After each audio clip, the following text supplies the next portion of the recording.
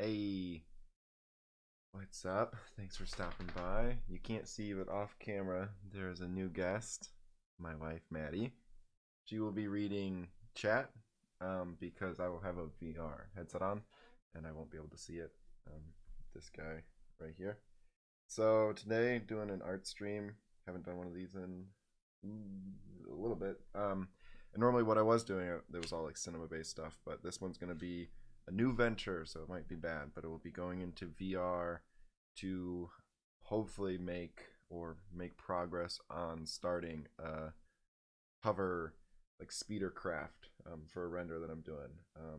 And I think that I tested out this program, Gravity Sketch, which I'll be using. It's on Oculus, but it's through the link into my PC, and it was really cool. I liked it. It felt really natural to be modeling that way. Hey, Dead Skull, thanks for the follow. What's up? We were just chatting earlier. I go by Zach. Hey, he loves. Hey to both of us. Good to see you here. Cool that you could catch it. Also, let everyone let me know. I'm trying to switch to these later ones because it seems like that's a little bit better for some people across the pond and in other places. Hey, here he is. This is me. This is a rough lighting situation. It needs this much light for the VR headset. Yeah, it got a stupid man bun or tiny um, little sort of thing, but it needs all the light so the camera can track the space. So it's not the usual fun, moody soft boxes that most streams have. But yeah, gonna be doing this. I like did a crash course watching YouTube videos for Gravity Sketch, and hopefully that is enough. But if you are looking for like a tutorial or how to use Gravity Sketch, this is not it. I will be stumbling my way through figuring out how to do this.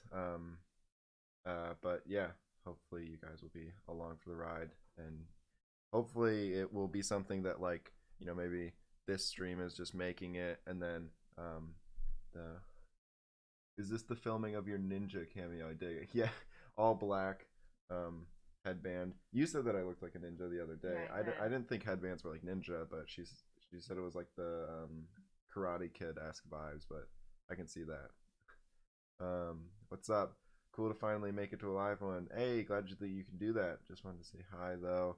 Super late here, unfortunately. Yeah, it's so hard to figure out time zones for everyone, like a good time slot. I tried the 1 p.m.s on Saturday, but it kind of like ruined our Saturdays because it was like a weird like hitch to like do set up for the stream, do the stream, and then like kind of most of Saturday was gone, so I like switched it to late 8 p.m.s now.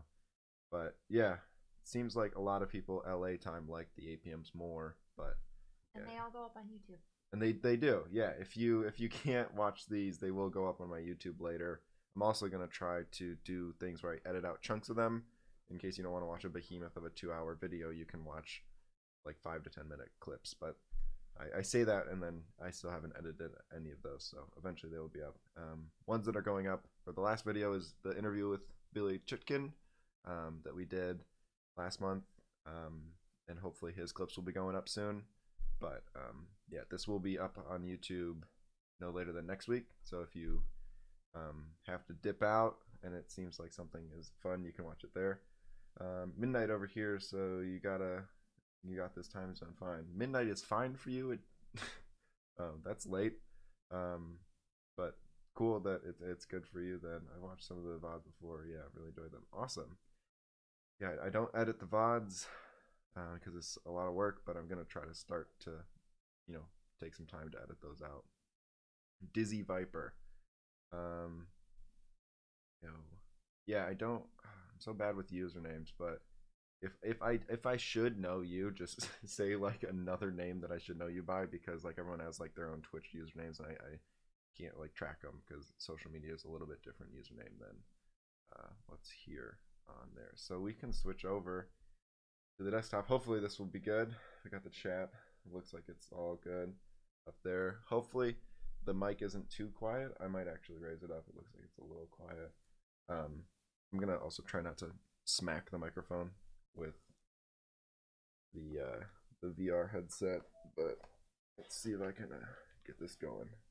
Is that working? Yep.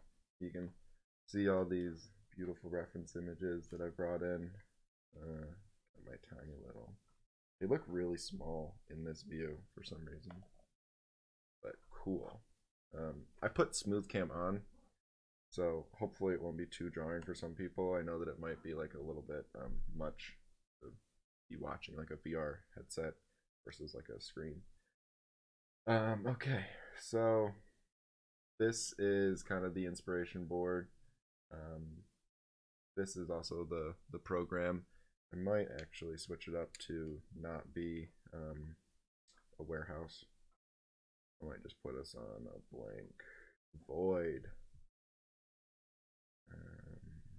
This is cool. This is like somewhat reminds me a bit of cinema. Like you're in an AI file. Yeah, it's something that's just like an Illustrator file or something that has no interpretation. Because I feel like the warehouse kind of like intrudes a bit on like your thought process because of like how it is. So if you've never used Gravity Sketch, and that is me as well, it's pretty cool. And the reason I like it a lot is because I'm bad at sub-D modeling or any sort of modeling. I just use primitives a lot, and cubic or triplanar map my way through issues. But the cool thing about it is it's pretty intuitive, more intuitive I would say than something like ZBrush's menu, which is really kind of hectic. So we have here is on this hand, this little hamburger menu pops out this menu, so we can save. And we probably should do that because it's untitled now. We're gonna do graph. Why do a lovely? I do my normal naming convention. I'm gonna do IT and V below 1. The Dizzy Viper is heading to bed. Okay. Good night, Dizzy Viper. Good night, and thank you for stopping by, even if it's for a little bit. Thanks for doing that. And BenBot365 is here. He says, "Greetings from MoGraph Slack." MoGraph Slack, what up? So I don't know how to save this file. Maybe because I haven't done anything. Save on local. Save on cloud. Save on local. Maybe I just hit that. I don't know. I think it's already made. It must be. It must be saved because I haven't done anything. So this is going to be a lot of this stream. It's just me going, huh? And then it just being a lot of this. So cool. So we can save it. These are all our options. Pretty simple stuff. I don't even know what half these do. The things that I did turn on, which are cool, is world axis, because it just helps me kind of like not get in some crazy orientation. And then so this lets you do sort of like normal sculpting, but if you can lock it so that like you can rotate, but you can't do it in the Y, which is really nice. This little guy will send you into being at the world Z or the world 00, which is nice, but probably gonna always be looking out at here. Gonna definitely turn mirroring on here, so whenever we do it, it'll just be mirrored. I think in the Z is what it wants to mirror by. Smart move, all direction off. I don't know what that does. We can turn the floor on so that we can at least know kind of where the bottom of it is. I might bring that to a place where my desk is, so that I don't punch through the desk. That seems right. Okay. Reference. Got a scene. We can go. This is how you bring it in. So the cool part is, wow, do they need like a cache shadow? That's probably taking up so much computation time. There's no reason for that. Maybe I can turn shadows off. Don't need that. You can do this like relight thing, which is really funny. You like point this little guy at it. It's just stuff like that that's like pretty oh wow, why is there a edge up there? Or like a, do you see that gray disc? Weird. Wonder what that is. Probably something I should use. But just stuff like that. That's like, in a couple programs, like how do I change the lighting is like a big ask or a big like UI mess. But in here it's like just move the flashlight to where you want it. And that's like something where I feel like it makes the program like a lot less friction between you and creating, which is cool. Which HDRI? Maybe we want. Oh, we're seeing the HDRI. We don't need to see the HDRI. We don't need any of this junk. We'll just make it gray. Cool. All that stuff is gonna add to. Yeah, let's add a grid. Cool. Oh, this is the grid size. Very cool. Make it like pretty good. And did you want to bring in a human for scale? Yeah. So the cool thing about that is you come with these rigged people. And this is how you grab stuff. So I don't know if you can see that. There's like a little sphere near this little thingy right here. And if I make it, if I use my trigger, I can make that selection size bigger. So that's kind of like your selection brush. If I move that into any object, it kind of, you get this red thing. That means I can grab it, place it here, and say, yeah. And that's now like a human proportion. So we're looking at this in human proportion. Oh, that plane was probably our symmetry plane. That makes sense. Okay, so this is now human scale. And the cool thing is if I go over to him and I grab him and I hit the blue button, I have now like put him kind of in edit mode. But it's edit mode with IK rigging. So like I can pose him really fast and it's all, I think it's IK, maybe it's FK, forward, inverse. It's IK, it's inverse kinematics. So it's super easy to like pose someone in here and like make them look the exact way you want and like make them maybe, oh, that's really weird looking.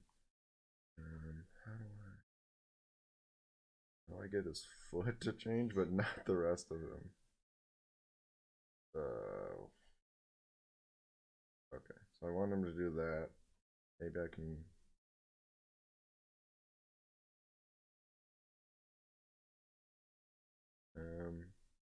Oh. Okay, so I flipped. What did I do? So flipping back and forth seems to be giving me. Okay, that's flipping between inverse kinematics and FK. So this is kind of, I could like repose this based off just normal FK stuff. His foot going the way I want it. I'm gonna try to pose him like he's gonna sit in a speeder so that we can know that. A little weird that it's not mirroring it. So I guess that's something to think about, is that mirror mode does not work on your people. Okay, so I'm liking that. Maybe he maybe his driving like that, right? And then I'm sure I don't want to bad talk. I'm sure there is a real way to mirror this that I just don't know. So I'm sure it's not the program's fault. It's definitely my lack of know-how. Wow. I should have just kept the foot the way it was. That was like 2 moves. And then we're just gonna take this hand and bring it in, and then flip over and just rotate that wrist. That. It's about right. Maybe needs to be going in more, out more. Sure. And then just click blue, and he is now a guy that I can move around. So I'm gonna move him kind of down more, so he's kind of on the ground. Put him in the middle of the plane. Cool. We have a problem. There's a bit of hitching in the stream, and the audio is fine, but the video is freezing every 5 seconds for about 2 seconds. Ah, amazing. Let me see if I can fix that issue by turning off the wonderful smooth Steadicam. This might make the frame rate or like the camera a little hard to watch, but let me know if that fixed it or if like our internet is just being rough. So this might be a little bit more glitchy How bad does that look? Is it like jittery? If I look around. A little bit, but we'll see. But yeah, let me know if that's going well. But the thing I noticed from the couple like minutes of watching stuff is that it's really important to kind of keep track of your layers. So this layer just has our guy on it. I should definitely rename this. Let me grab this out so I don't punch that thing. We'll call it guy. Seems to still be happening. Amazing. Jittery, but not too bad. I would guess that that's just our internet. I don't know why it would be that. This is, I mean, it's probably just more that there's a lot more going on my computer than when I just do normal streams of like Skype.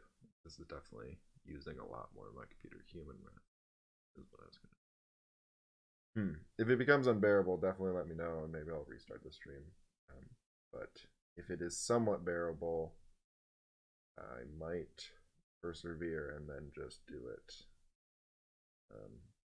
and see if I can fix it for next time. I'm going to put them above our refs. So this is our ref plane, and this is our human. So maybe I'll put them at some opacity and lock in so they don't mess it up. Okay, he is warning, active layer is locked. Okay, cool, we'll make a new one. And we'll call this layer sketch. So this is kind of where I really like. We're gonna bring it to the top stack, and we can close that. This is where I really like the idea of VR mixing with 3D. Is that it's kind of, it always seemed like a weird backward process where you would go and you would do like a quick sketch of something, and then you would kind of do it in perspective and like learn how to do drawing in perspective, and I was really bad at that. And then after you took that sketch, you would kind of use that as a reference and maybe build some orthographics off of that, and then you would finally take it into actually 3D. But they were all broken apart processes. So like you would draw, but it was 2D. You would be able to do it quickly, but you had to know how to draw in perspective, and then you would take it into 3D, but they never linked. But this is kind of eliminates that problem because you'll be sketching in 3D and immediately be able to go into modeling right afterwards, and that's where I think it's really cool. Make sure I don't punch you. Oh, okay. So I just pulled that ref out of the scene, or pulled this reference out of the reference bay, and that makes it part of the scene. So when I rotate, I can stop that, I think, by clicking anchor, and that will keep it. But I kind of want it to be free flowing with this. Where did it went away for some reason? Okay, weird. And I will talk about these references because they're really great, but they're not my ideas. So I buy, and maybe you've seen them in the back of the stream a couple times. A lot of, or I don't buy, but I get. I always ask for as a gift in any situation for like birthday or things, art books from different films. A lot of them being Star Wars. This one particularly is from Star Wars. Oh, I revealed actually. It is from. Oh, it's backwards. Who's this by? Marine Freighter Thumbnails version 1 by John Glang. So shout out to John for making these great sketches. And I find these really cool because in art books you get the throwaways of like amazing ideas done by people at the top of their craft that just happen to not be what the director was looking for, but are amazing jumping off points in the worlds that we all love. This Hovercraft, obviously, I don't know if I mentioned it, is going to be put into a very Star Wars inspired scene. So that's kind of why we're using Star Wars Ref, is because these people know what they're doing, and kind of even just these iconic shapes are Star Wars in a lot of the shapes that they're drawing from. And I like to kind of use these as the base for making my own kind of sketches, because then I know that I'm already kind of working on top of something that's been vetted by artists that know what they're doing. So this one's really cool. I can add in another one that I think got moved out, which is this guy. I really like this one too. Bring in the scene. Very, very tall. This one's more of a ship thumbnail layout. Okay. Get it way higher so I don't see it. Yeah. So stuff like this, like really cool shapes, rough ideas, no details. And I kind of like that I take photos of them so that they're not crisp enough for me to like steal too much from. Is kind of the idea. I just want to kind of get a kickstart idea. I think this one, but I think this was Rogue One, and these are a bunch of the sketches. I think maybe both of these are Rogue One. These are sketches for Jin's landing ship that they went on, and I know that they did like 750 of these before they hit the one they wanted, and they were given, I think, 5 minutes to make each one of these, and they did that for like a couple months trying to just find the shape, and I think they landed closely on something like that. Can you see this little dot when I go? Oh, cool. So yeah, what I have right now is the what brush is it? It's the stroke brush, which in terms of like Illustrator would be more of like a pen tool. Ink is more like a brush tool. But yeah, I'll just go maybe through all of these. Talk about them in the little amount that I know. This is a lathe tool, essentially. Let me see if I understand how it works. So if I hold this one, I can kind of pick the axis it will work on. If I half hold it, it will lock. I think. This is, I think, where VR has the not best. There we go. Okay, so I've locked it to Y. Then if I just go, ooh, I made a vase.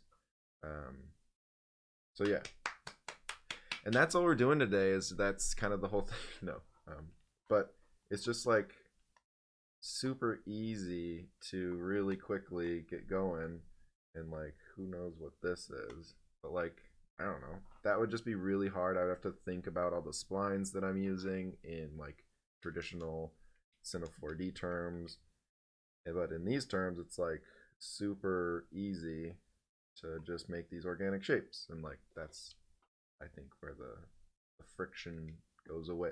It's frictionless. You can do it like on these axes, axes. There it is. Yeah. Then there's surface, which I think, if I remember correctly, yeah, bridges like between your two controllers, and you can kind of make planes. Because that's why we have mirroring on. I was like, why is it making so many things? But you can make these cool twisted shapes. These are also the defaults. There's a bunch of settings inside them. So I think if I hit that, how do I do? It's this. Okay. I'm going to click on it. And so mixed input mode, point mode. So if I do point mode, I think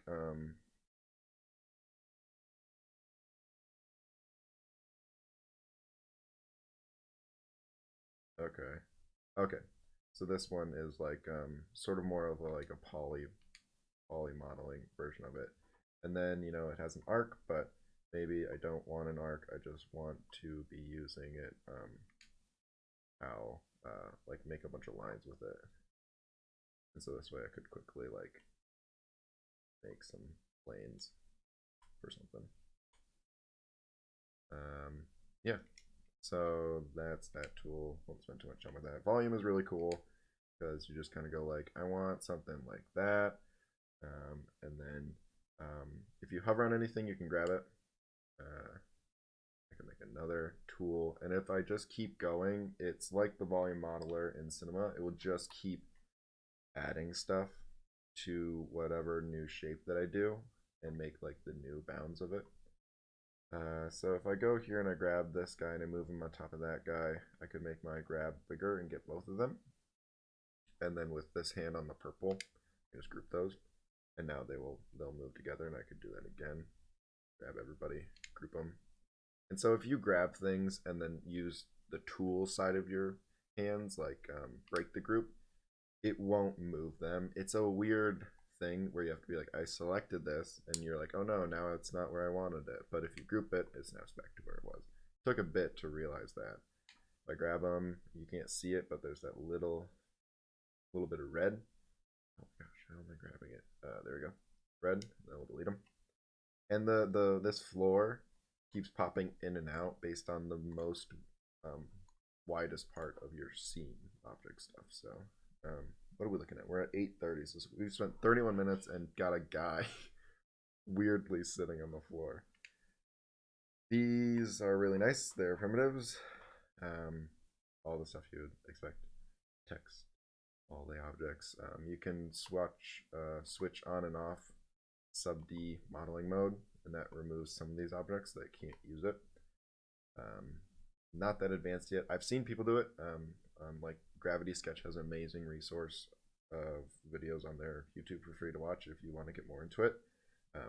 But today I think I'm going to just try to get away with doing sketching and then like crudely moving around primitive and maybe using some volumes. But there's definitely way smarter people that use this, and they have better workflows. So this is not a good workflow, but it is a fun way to show how easy it is to get into this stuff.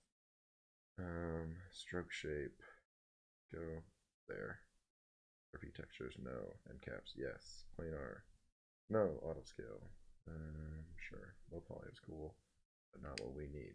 So this tool, I just switched it from its normal mode, which is mixed input where I draw it out, to point mode where I click it out. So much more like a tool, like a Bezier tool. And you can undo like that.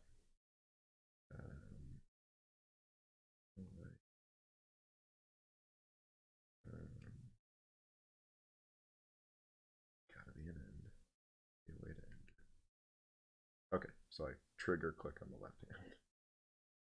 So go there, click, there to there. Okay, cool. So you can draw like that. But maybe it's better to be drawing in this sort of mode. And the nice thing about these is if you do a bunch of stuff, you're like, I don't know, that doesn't look great. You grab it, and then you didn't actually move it if you go into point mode, and then you got Bezier tools like in other programs. And you can switch and see. This is really nice. You can see all the poles of the spline and fix those, or just edit these sort of things. You make your selection bigger, and you can move a bunch of stuff all at once, or really small. Yeah, cool. We're gonna say yes. Gonna grab it and delete it. What I want to do is to take one of these guys and use it to start sketching out our shape of our object. These references are cool. I like the shape, but these are too big. But the thing I like about this one, maybe I'll go through that and kind of pick what I like of each one. How low it is to the ground. I think that's a really cool motif. It's just too big for what I want in my scene. Mine is going to be really close to, I didn't have it in here because I didn't want to rip style of it too much, but something closer to this, but it's close to what Han has in Solo, his like blue one, which is like a little bit lower to the ground, two-person seater, which I kind of like. That's what I like about this one. The thing I don't like about this one is the if I go to this tool, yeah, ink is just like gotta change the color. That color is gross. Yeah. No, maybe it should be like a. These shapes here are weird. I want it to be a lot boxier. And I don't love that shape of like the windshield. It feels like really weird. But I do think it needs a windshield. What I do like about this thing though is like these sort of details up there, those sorts of things. I think that those are cool, and just the proportion of people to overall shape, I think is good. I'm back over there. This stuff is really weird. These were different thoughts that someone had about maybe a one you don't sit down in, but I think that is a little bit too far-fetched. But there are some cool like industrial parts of this, like that right there is really cool. Different beams and stuff. This one is not like a speeder, but I think that its silhouette is really cool. I think that a lot of this comes down to silhouette, which is why I kind of pulled this one out, is that it needs to have a striking silhouette. So even if I move these guys out of the way really quick, and we just think about this, like, so his hands are up there. Maybe I need to grab him.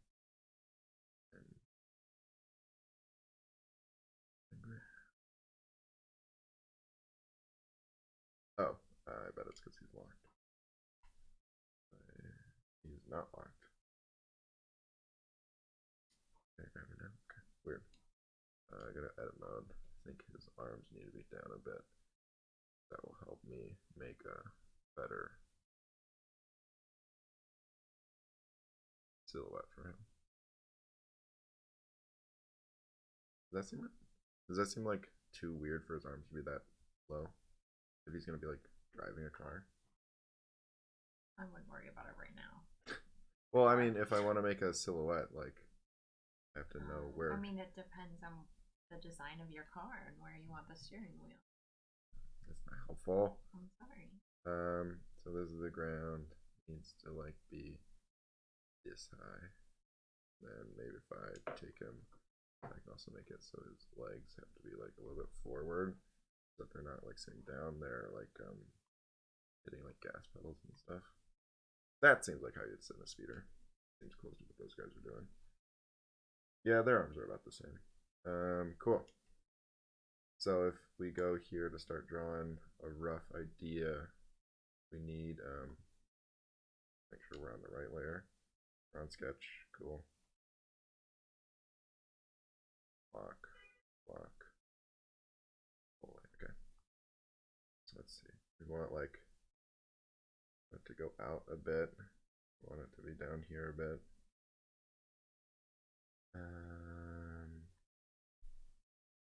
Maybe up there. I'm gonna lock all these guys into not moving with me because they're gonna get in my way really fast. So we're just gonna take them and unanchor them from the scene by just clicking that.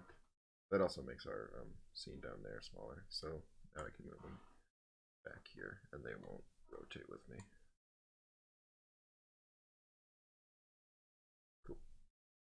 Cool. And then I can keep going. Cool.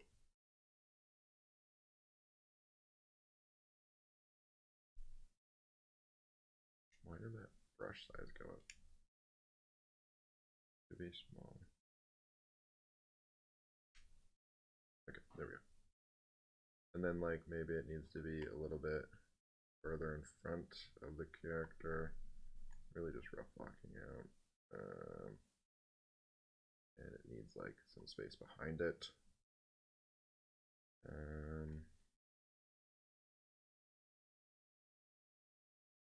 That's like a bit boxy. I think maybe it could be even wider.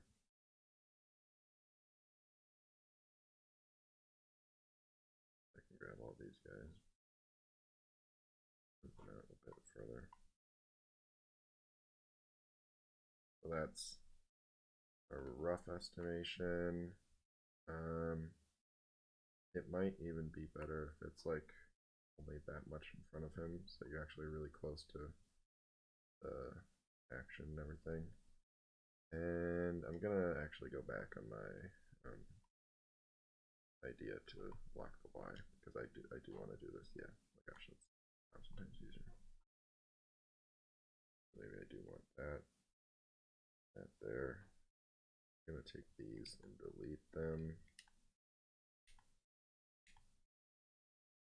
Okay. Get that going. Yeah, I guess if there's two people in here, a two-person human reference. I think if I grab him, I can click there. Oh. And then I can mark it. Okay. That actually does make perfect sense for a two-person speeder.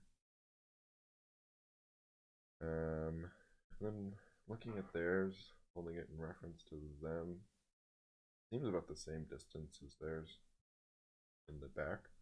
So this will be the rough layout. And then from here, what I was saying is like silhouette. I think his in the movie has something like that,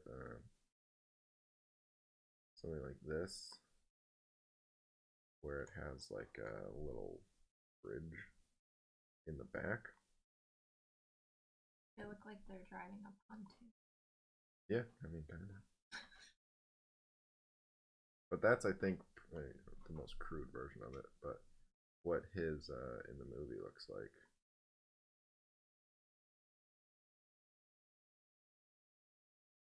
So what's the story? What do they use this vehicle for? I mean, give it a story. Your version. What are these two guys using? My version is I want it to be the futuristic, or at least what I have. It's dumb that I don't have a way to show it. My version is that I want it to be in the scene is a like 80s hot rod equivalent, but in the Star Wars universe for a person. So like, what would a like Corvette, maybe like a Thunderbird or like a Firebird sort of like car in like a John Hughes movie that the cool guy drives? What is the equivalent of that for someone now in Star Wars? And I feel like I really like the design they did, which is like this one kind of for his in Solo. Mm-hmm.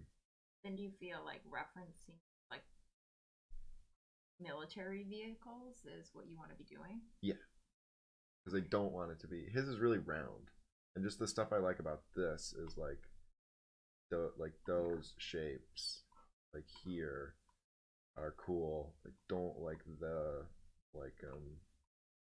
circular part. I like those sorts of things. So that's kind of what I want to pull from those.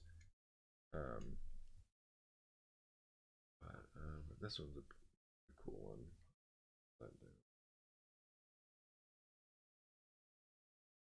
It gets like a little bit more view of what's going on in some of like this back end. I think is really cool, of like a hot rod.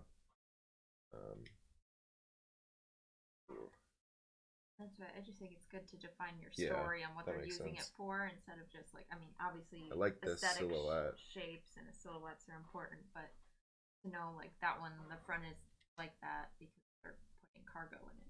Yeah. So that makes sense. Yeah. Like, yeah. Like where's the space? Why is there space? The space helps make cool stuff out of it. Yeah, I guess I was thinking about them being in the front, but now that I look at this, I feel like it might be cool if they're in the back. Like the front kind of makes it feel like you have like. I think you can keep them there. It's just like you can define like a more aerodynamic nose on the vehicle I just mean like the weight of it, like why would, like you're saying, what's the story? Why do they have to be at the front? Like because is there like a huge like engine that like has to be placed there to propel, like is that like there's big things back here that like help them go forward. Yeah, like some of those up there look like Everglades kind of vehicles. I feel like that's what yours is kind of turning into. Yeah. Ooh, I do like this idea of like chunky block, cut in chunky block. Very technical terms, but I like that. Yeah, this sort of motif I think is cool, and kind of like still gives the idea of like a silhouette similar to cars that had to have like wheel wells. So maybe I'll save this as like actually sketch 001 and just do a new one. This sketch. These little sticks are funny because you don't trigger click, you like tap them actually with the little stick. It's weird because I try to click it every time. Drag him up the stack and turn this off. Cool. Or maybe I'll put it slightly on so I can know what I just did. Click that. So maybe for this, the weight of it is that we can even.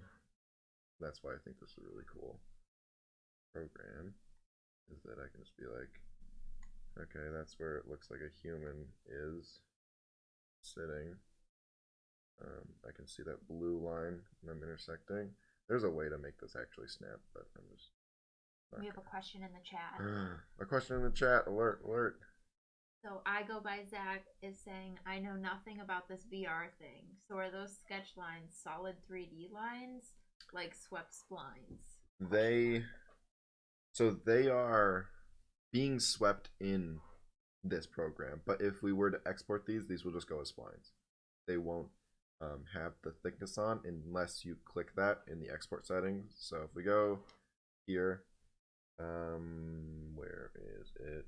It's in the orthographic viewport. Oh, orthographic viewport's really cool because this gives me exact view of our scenes orthographically, top down and everything. You don't have to like make a camera for it, which is really cool. Learn. Probably should use that. Settings.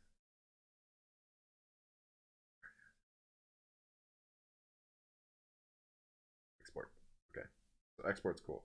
So export says, hey, this is a bounding box based on all the objects in your scenes, which even though I turned down the transparency of the layer of those strokes, they're still 100% in the scene. So it's catching all that. We can say FBX, which I would say that's good.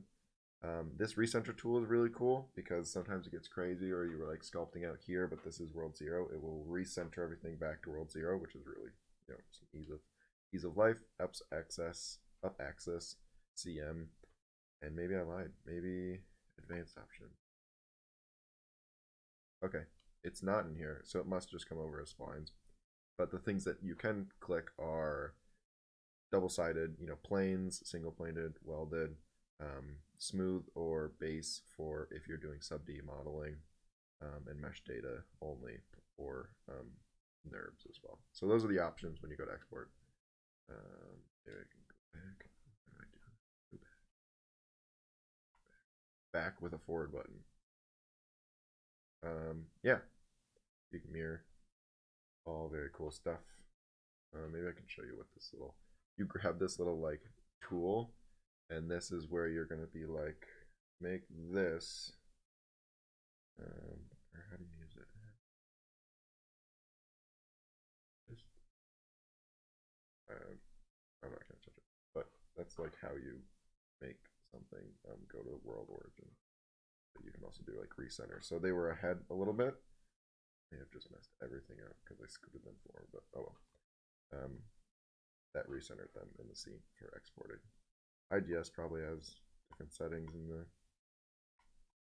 Oh, it doesn't have any, but OBJ has less, but FBX has the most amount of settings you can do in the advanced. Yeah, and then it just saves to your computer, which is really cool. But let's go back to doing second sketch. Let's get to okay. Oh no, how did that get so far away? I don't even know if I can touch that. Am I gonna punch my screen? Yes. Damn it. Oh, come on. Out of bounds. Huh. There's gotta be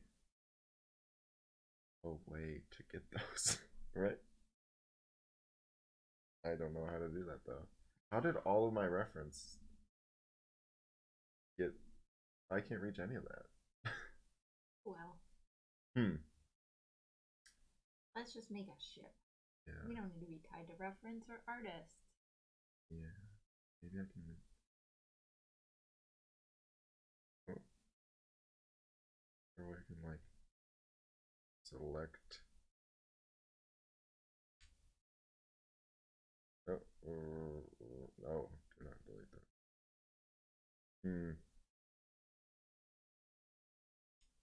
Maybe an orthographic.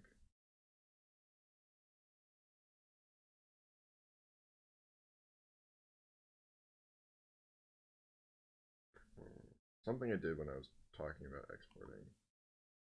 I was very, very mad.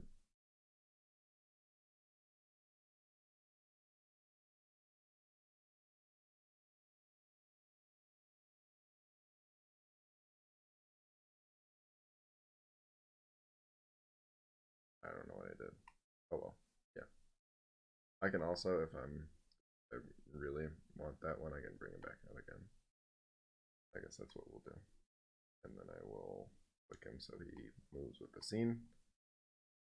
And then make him big again. So I guess all that ref will just be stuff I can kind of see in the background. Okay.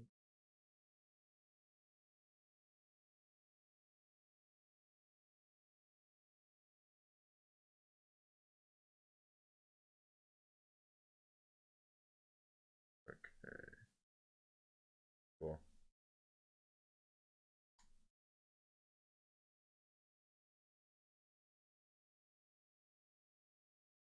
And I think that this is cool. Animation.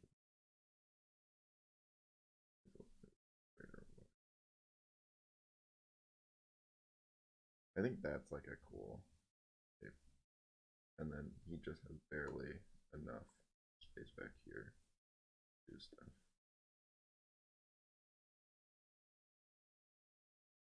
Oh, are those layers? Aha.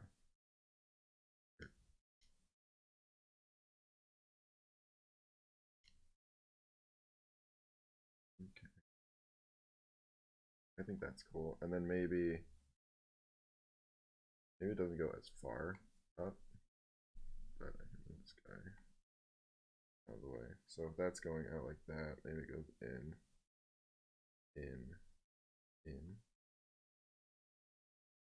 That's kind of cool. It seems a little far.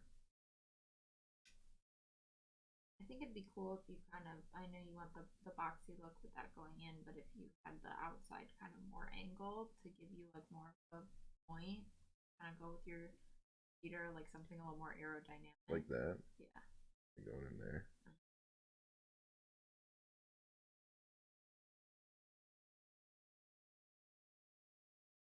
Maybe I do want to use this tool in the, make my brush on. Out here, yeah, maybe I do want to do it. Except I don't want it in that kind of like Bezier, which is annoying. Is there a way to not be smooth?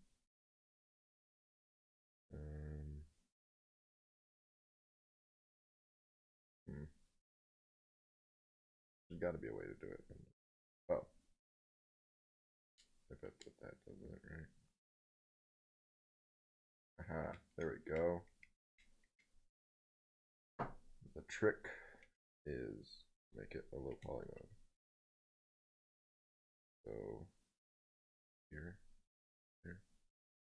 all the way down to the lowest one.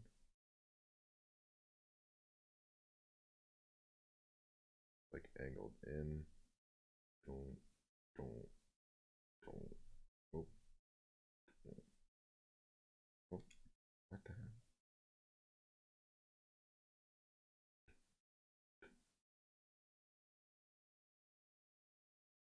Okay, that's cool.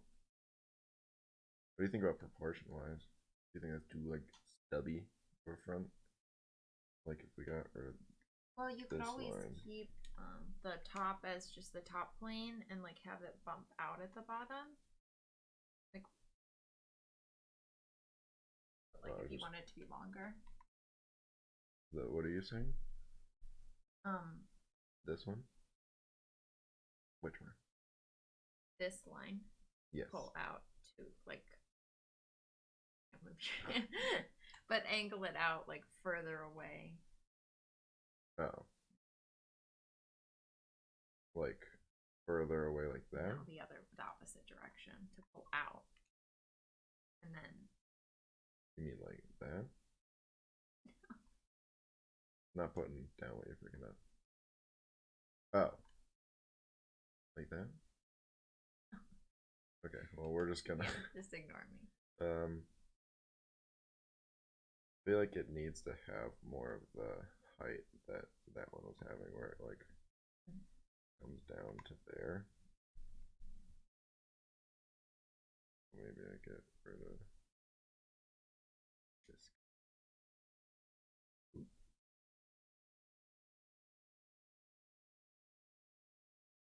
Oh. I mean, I like the length of theirs, but that's just almost an absurd amount of length for a two-person vehicle. Oh, there's even like cuts in, like to itself a bit. I like ours. I like this cut in, and then go here. Make it just a tad bigger. Yeah, make it back there.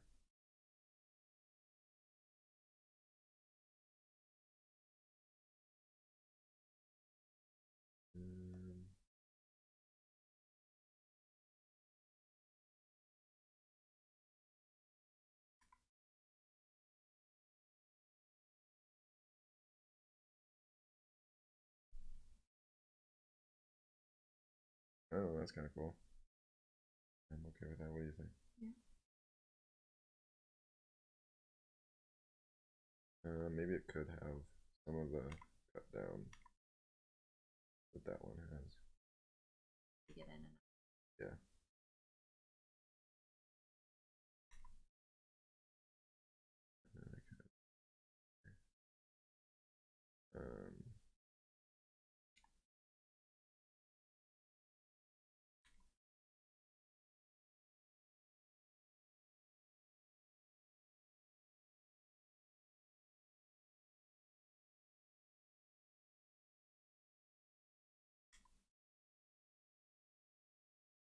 Okay, well, I'm drunk.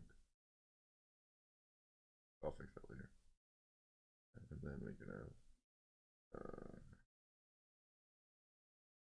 this. Just kind of finding the bridging parts that you would draw in like an orthographic drawing that will help you when you go to model. I'm okay with that. Oh, I should probably have this since that feels across. I'm okay with that. The cool thing about this too, so I grabbed it, go edit mode, and I showed this stuff before, but you can be like actually in there more. which is cool that you can edit your stuff afterwards. Get rid of this. Cool.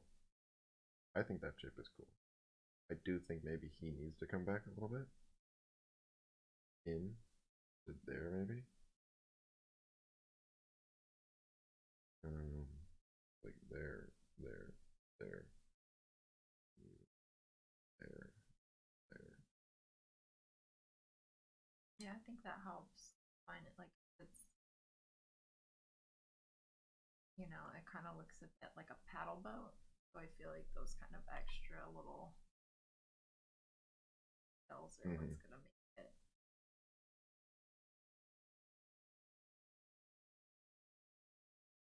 There.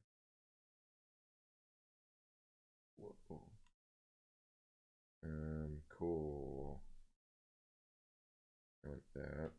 I'm gonna go into the setting real quick and turn off my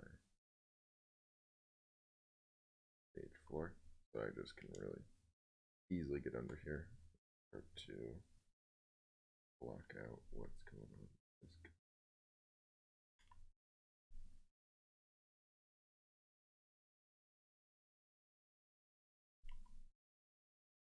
Cool.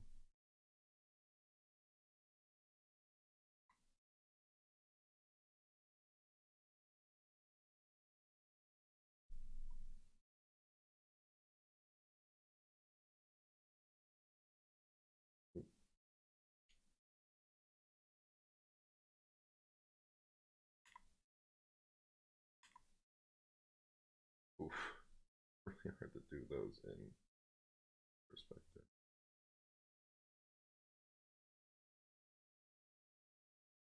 Okay. Cool.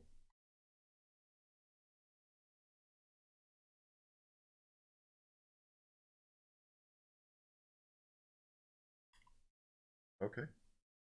I think that that is why I did those. Definitely help with anything. Okay. I think that that is the base of our speeder. What do you think? Yeah. Oof. What are we looking at time here? 9 o'clock. So it's good to know that at 9 o'clock or an hour in, I got a little tired of wearing the headset. It's just a lot of forward like pulling on like the back of your head after a bit. So we'll see. But maybe that is a good place. Like we did the blackout. It's kind of like a anticlimactic stream because it didn't do anything, but it's kind of I guess maybe an up and like how to get up and going. Oh my gosh. Desk.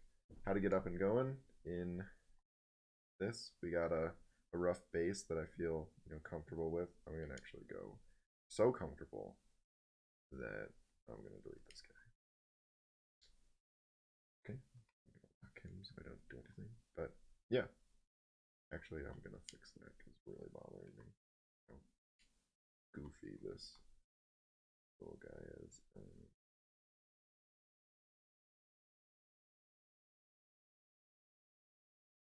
Do a new one.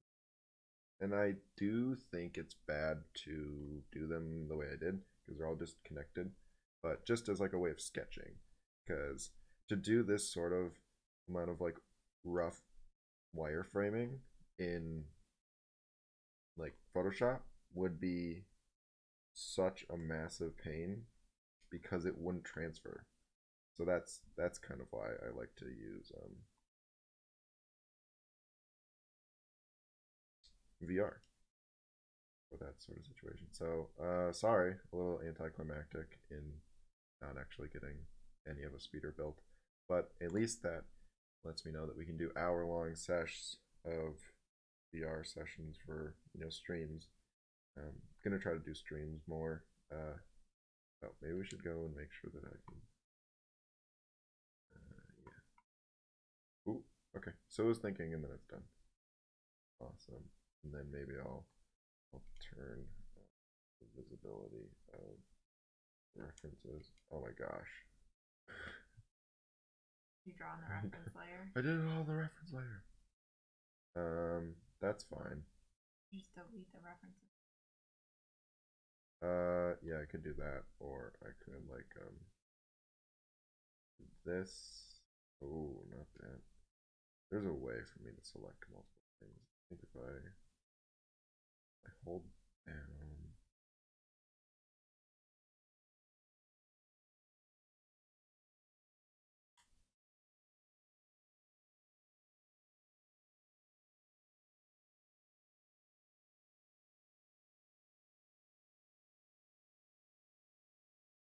I don't know what I'm doing here. I go by Zach says, thanks so much for doing this. I've been wanting to give VR a try. It's good to see what the workflow's like. Yeah, awesome. You should definitely check it out.